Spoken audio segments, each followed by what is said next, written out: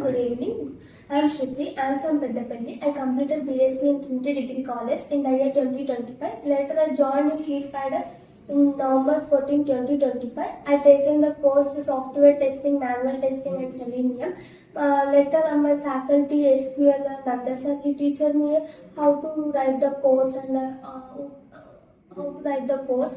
And later, Java is faculty is Pavan sir, he teaches me OOPS concepts and how to construct some topics he explained. And later manual testing, they are teacher me two trainers like Hemant sir and Vishnu sir.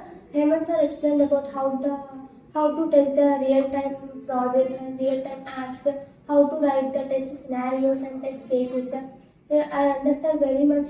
He teaches me very good understanding real-time projects. Based on that test scenarios, I got a place at 1st July, and my package is 2.8 package. I'm very happy to share you with this happiness, and thank you for Qspiders to give me these opportunities. It's at first